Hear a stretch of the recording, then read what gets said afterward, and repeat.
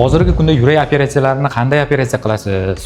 To'sh suyagini aralab operatsiya qilasizmi? Qo'rg'alar orasidan kichik kesmalar orqali operatsiya qilasizmi yoki lazer bilan operatsiya qilasizmi deb bemorlarimiz orasida juda ommabop savol ko'payib ketgan.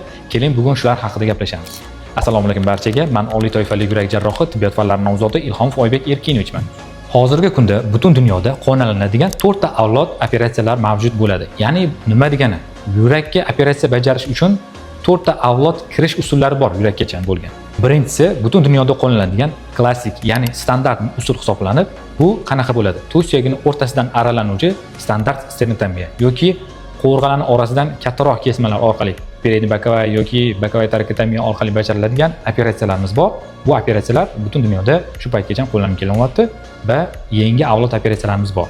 Ikkinchi avlod operatsiyalari bu to'sh suyagini qisman kesish orqali mini stenotomiya orqali operatsiya qilish yoki qo'rg'alar orasidan kichik kesmalar orqali 4-8 sm gacha bo'lgan kesmalar orqali operatsiya qilish bu mini torakotomiya usuli hisoblanadi. Bu usullardan operatsiya qilinganda bemorlar tezroq tiklanishadi. Uchinchi avlod operatsiyalar bo'ladigan bo'lsa, kesmalarimiz yanada kichrayadi. Masalan, qo'rg'alar orasidan kesiladigan kesmalarimiz 2-4 sm gacha kesmalar kesilinadi.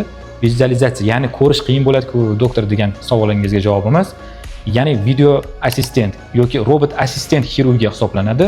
Vizualizatsiya torakoskop orqali ekranda bemorni klapanlarda yoki tomirlarni tiklayotganda vizualizatsiya, ya'ni ko'rish ekran orqali bo'lib, bu operatsiyalarimiz 3-avlod operatsiyalarimiz hisoblanadi.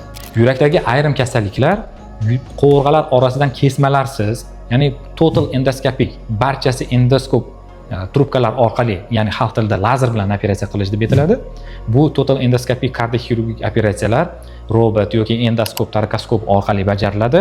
Bemorda kesmalar mavjud bo'lmaydi. Masalan, aorta koronar shuntlash operatsiyalari umuman kesmalarsiz qo'rg'alar orasidan trubkalar orqali kirib, instrumentlar orqali kirib operatsiya qilinadi.